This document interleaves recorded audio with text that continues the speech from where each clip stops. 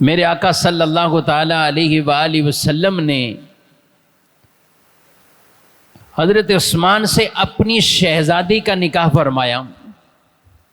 ایک شہزادی کا نکاح ہوا، انتقال ہوا. رسول اللہ صلی اللہ علیہ وسلم نے دوسری شہزادی کا نکاح بھی حضرت عثمان سے کر دیا. بی بی رقیہ اور بی بی ام کلثوم رضی اللہ تعالی عنہما، یہ دونوں حضور کی شہزادیاں گئیں.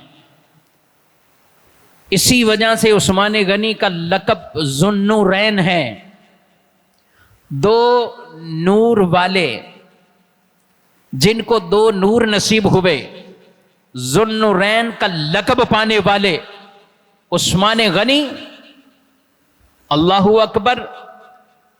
نبی کریم علیہ السلام کی شہزادیاں جن کے نکاح میں آئیں ان کو کہا جاتا ہے دو نور والے. تو شہزادیاں وہ بھی نور والی ہیں، تو جن کی شہزادیاں ہیں وہ آقا کیوں نہیں نور والے ہوں گے؟ تیری نسل پاک میں گئے بچہ بچہ نور کا، تو ہے عین نور، تیرا سب گھرانہ نور کا. تو دو نور والے حضرت عثمان کو کہا جاتا ہے کہ حضور کی دو شہزادیاں. اور نبی کریم علیہ الصلوۃ والسلام نے پھر کیا فرمایا جب دوسری شہزادی کا بھی انتقال ہو گیا، ام کلثوم رضی اللہ عنہا، حضور فرماتے ہیں کہ اب اگر میرے پاس اور بیٹی موجود ہوتی تو میں اس کا نکاح بھی عثمان سے کر دیتا. اور ایک روایت میں اگر 40 بیٹیاں بھی ہوتی اور ان کا یوں یکے بعد دیگرے انتقال ہوتا جاتا تو میں عثمان کے نکاح میں انہیں کر دیتا ہوں. یہ ایسا شرف ہے میرے بھائیوں، کسی صحابی کو نہیں ملا، کسی اور صحابی کو یہ شرف نہیں.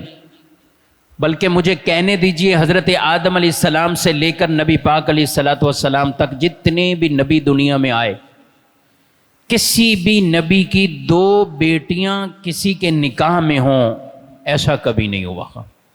یہ ایسی خصوصیت ہے جو کسی بھی نبی کے اصحاب کو حاصل نہیں، اور خود اصحاب محمد صلی اللہ علیہ وآلہ وسلم میں سے یہ خصوصیت اور کسی کو نہیں ملی جو خصوصیت حضرت عثمان غنی رضی اللہ تعالی عنہ کو یہ نصیب ہوئی ہیں کہ حضور علیہ السلام کی دو شہزادیاں، حضور کی دو شہزادیاں یکے بعد دیگرے جن کے نکاح میں آئی ہوں. ایک ساتھ دو بہنیں نکاح میں نہیں آ سکتی، وہ حرام ہے. لیکن ایک بہن کا انتقال ہو گیا، اس کے بعد انہی کی دوسری بہن سے شادی کر لی، یہ شرعاً جائز، یہ بالکل جائز.